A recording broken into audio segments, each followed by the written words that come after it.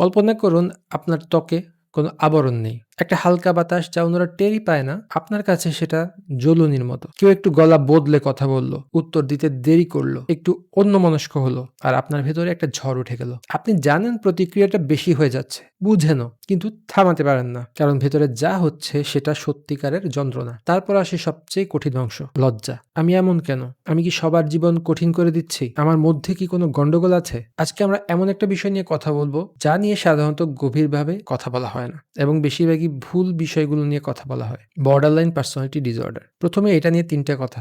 ১, এটা খারাপ চরিত্র না, এটা একটা গভীর আবেগীয় সংবেদনশীলতা। ২, যারা এটা নিয়ে বাঁচছেন তারা অন্যের ক্ষতি করার জন্য বাঁচছেন না, তারা প্রচন্ড ব্যথার মধ্য দিয়ে বাঁচছেন। ৩, এবং এটাই সবচেয়ে গুরুত্বপূর্ণ, এটা চিকিৎসাযোগ্য। গবেষণা বলছে সঠিক সাহায্য পেলে বেশিরভাগ মানুষ উল্লেখযোগ্যভাবে ভালো হয়ে ওঠেন। প্রথমে দেখি বিপিডি আসলে কি। নামটাই প্রথম সমস্যা, পার্সোনালিটি ডিসঅর্ডার, ব্যক্তিত্বের ব্যাধি। শুনলেই মনে হয় মানুষটা সত্তাতেই কোনো গলদ, কিন্তু আধুনিক গবেষকরা বিপিডিকে এভাবে দেখেন না। তারা একে দেখেন একটা আবেগ নিয়ন্ত্রণের অসুবিধা হিসেবে। মূল সমস্যা ব্যক্তিত্বে না, মূল সমস্যা আবেগের তীব্রতা আর তা সামলানোর ব্যবস্থায়। বিপিডির কেন্দ্রে ৩টা জিনিস। প্রথম, তীব্র আবেগ।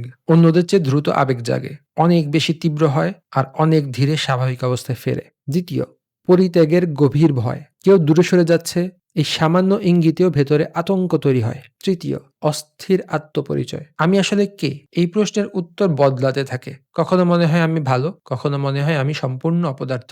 এর সাথে আসে সম্পর্কের টানাপোড়েন, কাছে টানা আর ঠেলে দেওয়ার চক্র, ভেতরের একটা শূন্যতা, এবং আবেগ সামলাতে না পেরে কখনো কখনো নিজের ক্ষতি করার তাড়না। এই শেষ বিষয়টা নিয়ে আমি সরাসরি একটু কথা বলি, কারণ এটা লুকিয়ে রাখলে কারো উপকার হয় না। যদি নিজেকে আঘাত করার বা জীবন শেষ করে দেওয়ার তাড়না আসে, সেটা আসলে দুর্বলতা না, সেটা একটা সংকেত যন্ত্রণার সীমানা ছাড়িয়ে যাচ্ছে। সেই মুহূর্তটা একা থাকবেন না, বিশ্বস্ত কাউকে বলুন বা একজন পেশাদারের সাথে যোগাযোগ করুন। এই ভিডিও শেষে এটা নিয়ে আবার ফিরবো। এখন দেখি কেন এমন হয়। এখানে আজকের এই ভিডিও সবচেয়ে গুরুত্বপূর্ণ কথাটা আছে, এবং এটা বুঝলে দোষারোপের জায়গায় সহানুভূতি আসবে। সাইকোলজিস্ট মার্শাল লিনহ্যান ইউনিভার্সিটি অফ ওয়াশিংটনের গবেষক। তিনি বিপিডি এর সবচেয়ে কার্যকর চিকিৎসা ডিবিটি তৈরি করেছেন। একটা ব্যাখ্যা দিয়েছেন যাকে বলা হয় বায়োসোশ্যাল থিওরি। তিনি বলেন বিপিডি একটা জিনিস থেকে হয় না, এটা হয় দুটো জিনিসের মিলন থেকে। প্রথম উপাদান, জৈবিক সংবেদনশীলতা। কিছু মানুষ জন্মগতভাবেই আবেগীয়ভাবে বেশি সংবেদনশীল। তাদের আবেগ দ্রুত জাগে, তীব্র হয় আর ধীরে নামে। এটা তাদের দোষ না, এটা তাদের স্নায়ুতন্ত্রের গঠন, অনেকটা যেমন কারো ত্বক রোদে বেশি পড়ে। দ্বিতীয় উপাদান, ইনভ্যালিডেটিং পরিবেশ।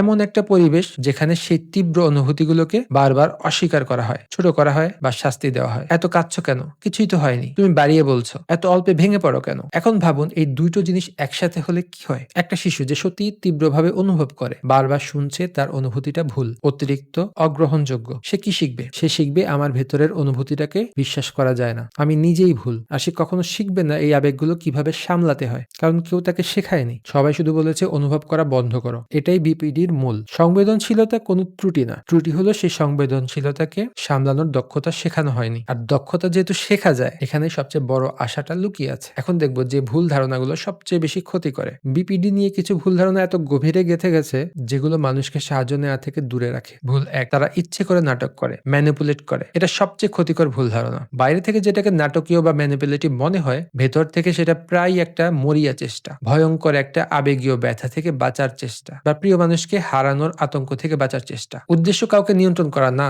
উদ্দেশ্য টিকে থাকা। ভুল ২, বিপিডি মানে জীবন শেষ, এটা সারে না। এটা সম্পূর্ণ ভুল, এবং এটাই সবচেয়ে বেশি আশা কেড়ে নেয়। হার্ভার্ড সংশ্লিষ্ট ম্যাকলিন হসপিটালের গবেষক মেরি জানারিনি দীর্ঘমেয়াদী গবেষণা করেছেন, বছরের পর বছর ধরে বিপিডিতে আক্রান্ত মানুষদের অনুসরণ করে। তার গবেষণায় দেখা গেছে সময়ের সাথে এবং চিকিৎসার সাথে বেশিরভাগ মানুষ রিমিশনে পৌঁছায়, অর্থাৎ উপসর্গগুলো আর নির্ণয়ের মাত্রায় থাকে না। বিপিডি সম্ভবত সবচেয়ে ভালো চিকিৎসাযোগ্য অবস্থাগুলোর একটি, অথচ সবচেয়ে বেশি হতাশা ছড়ানো হয় এটা নিয়েই। ভুল ৩, এটা শুধু মেয়েদের হয়। দীর্ঘদিন এমনটাই ভাবা হতো, কারণ ক্লিনিকে বেশি নারী আসতেন, কিন্তু পরবর্তী জনসংখ্যাভিত্তিক গবেষণা বলছে পুরুষদের মধ্যেও এটা আছে। তাদের ক্ষেত্রে প্রায় অন্য নামে ধরা পড়ে বা একেবারেই ধরা পড়ে না। ভুল ৪, নিজের লক্ষণ মিলে গেছে মানেই আমার বিপিডি আছে। এটাও সাবধানতার জায়গা। তীব্র আবেগ, পরিত্যাগের ভয়, পরিচয়ের প্রশ্ন, এগুলো অনেক কারণেই হতে পারে। ট্রমা, এডিএইচডি, বাইপোলার, বা শুধুই একটা কঠিন সময়ের কারণে। তাই ইন্টারনেট দেখে নিজেকে লেভেল দেবেন না, একজন প্রশিক্ষিত মানসিক স্বাস্থ্য বিশেষজ্ঞের সাথে যোগাযোগ করে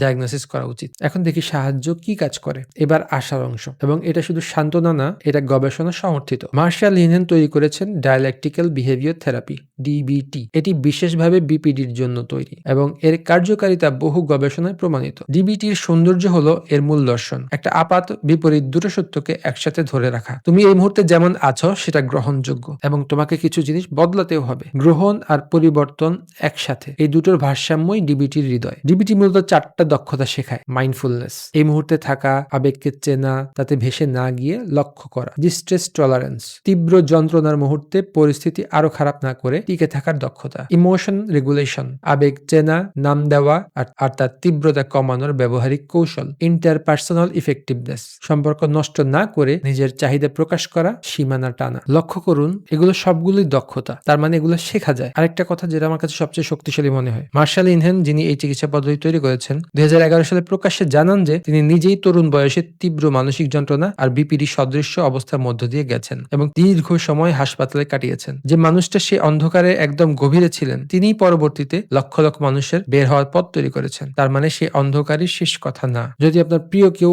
এর মধ্য দিয়ে যায়, অনেকে এই ভিডিওটা দেখছেন নিজের জন্য না, সঙ্গী, সন্তান, ভাই বোনের জন্য। আপনাদের জন্য 3টা কথা। 1, ভ্যালিডেট করুন, তারপর কথা বলুন। ইনভ্যালিডেশন যদি ক্ষতের উৎস হয়, তাহলে ভ্যালিডেশন হলো প্রতিষেধক। ভ্যালিডেশন মানে সব আচরণ মেনে নেয়া না, এর মানে অনুভূতিটা যে সত্যি সেটা স্বীকার করা। তুমি বাড়িয়ে বলছো, এর বদলে আমি দেখছি এটা আসলেই তোমার জন্য কঠিন। এই একটা বাক্যের পরিবর্তন প্রায় পুরো কনভারসেশনটাকেই বদলে দেয়। 2, শান্ত থাকুন কিন্তু সীমানা রাখুন। ভালোবাসা আর সীমানা বিপরীত জিনিস না। আমি তোমার পাশে আছি, আর একই সাথে চিৎকার করলে আমি এই কনভারসেশন আর চালিয়ে যেতে পারবো না, একটু পরে আবার বসি। স্পষ্ট, শান্ত কিন্তু কঠোর না, এটা দুজনকেই রক্ষা করে। 3, নিজের যত্ন নিন। কাউকে সাপোর্ট করা ক্লান্তিকর, নিজের বিশ্রাম, সাপোর্ট সিস্টেম অ্যাক্টিভ রাখুন। শুকিয়ে যাওয়া কুয়ো থেকে কেউ পানি দিতে পারে না। যারা এই তীব্রতা নিয়ে বাঁচেন, তারা শুধু বেশি কষ্ট পান না, তারা প্রায় বেশি গভীরভাবে ভালোবাসেন, বেশি আন্তরিকভাবে যত্ন নেন, অন্যের ব্যথা বেশি স্পষ্টভাবে টের পান। সংবেদনশীলতা একটা ভার, কিন্তু সেটা একটা গভীরতাও। ইসলামে কোমল হৃদয়কে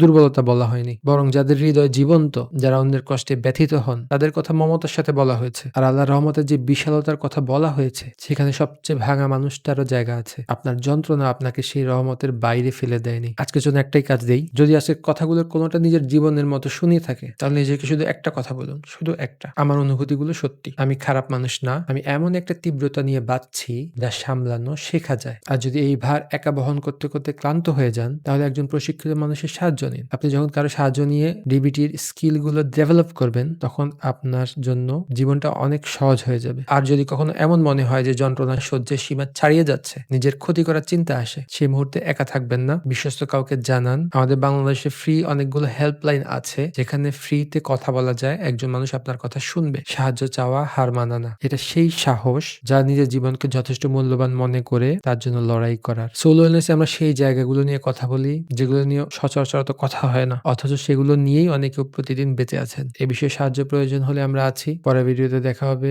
ভালো থাকুন এবং নিজের প্রতি একটু কোমল হন।